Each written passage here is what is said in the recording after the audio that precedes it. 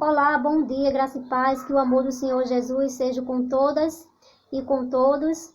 Me chamo Fátima Tavares. Hoje vamos estudar a lição 13, Testando os Profetas.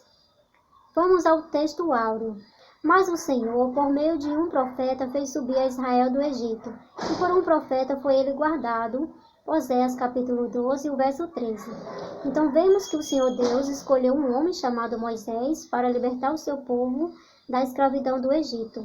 Então, o Senhor usou Moisés, um profeta escolhido pelo Senhor, para fazer o seu povo subir do Egito. E o seu povo, o povo de Israel, foi protegido e guardado por este profeta.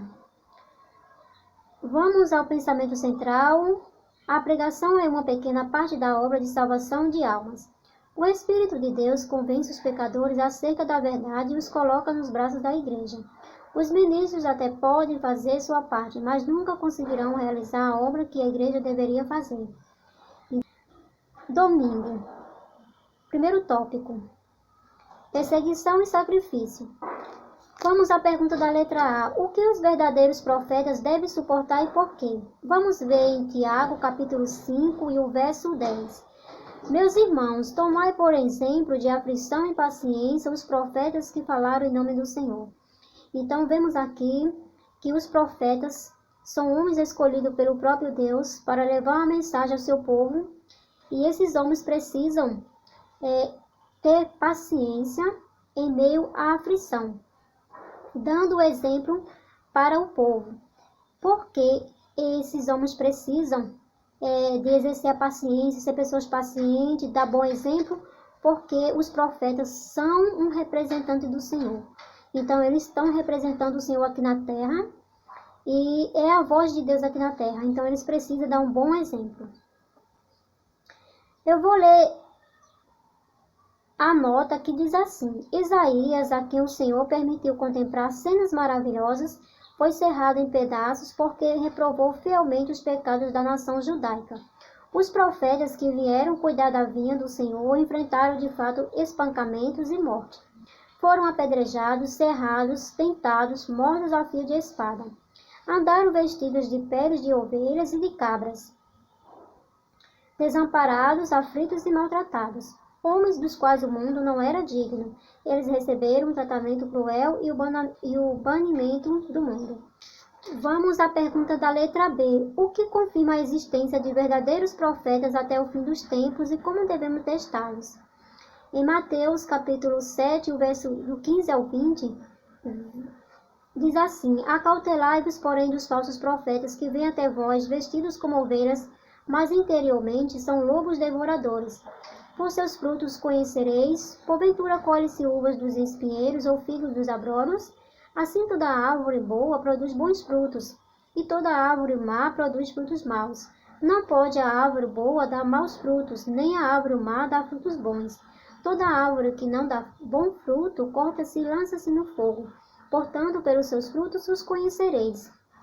Então, vemos aqui que essa passagem de Mateus vem nos alertando sobre os falsos profetas, que surgiria vestido como ovelhas, mas interiormente como lobos devoradores. Então, a palavra do Senhor Deus diz que no fim dos tempos surgiriam falsos profetas. Então, a palavra do Senhor Deus confirma a existência de verdadeiros profetas e também de falsos profetas que surgiriam no fim dos tempos. Então, a gente devemos provar os profetas. Como nós provamos os profetas? Aqui em 1 João, capítulo 2, verso 4, diz assim: Aquele que diz, eu conheço, e não guarda os seus mandamentos, é mentiroso e nele não está a verdade. Então, esse aqui é o teste que a gente devemos aplicar aos profetas para saber se eles são verdadeiros ou não. Vamos à pergunta da letra C. Por que um verdadeiro profeta é uma bênção para a igreja? Efésios capítulo 4, 8, 11 ao 16. Pelo que diz, subindo ao alto, levou cativo o cativeiro e deu dons aos homens. E ele mesmo deu um para apóstolos e outros para profetas, e outros para evangelistas e outros para pastores e doutores, querendo o aperfeiçoamento dos santos para a obra do ministério, para a edificação do corpo de Cristo, até que de todos cheguemos à unidade da fé e ao conhecimento do Filho de Deus, a varão perfeito à medida da estatura completa de Cristo, para que não sejamos mais meninos inconstantes, levados em roda por todo o vento de doutrina. Então vemos que é para o aperfeiçoamento dos santos, para a obra do ministério, para a edificação do corpo de Cristo. A notinha diz assim: a união é o resultado certo da perfeição cristã. O Senhor Deus envia um profeta com uma mensagem para o seu povo, para levar o povo à união com Cristo. Quando a igreja de Cristo está unida, então ela se torna uma igreja perfeita. A perfeição cristã está na união.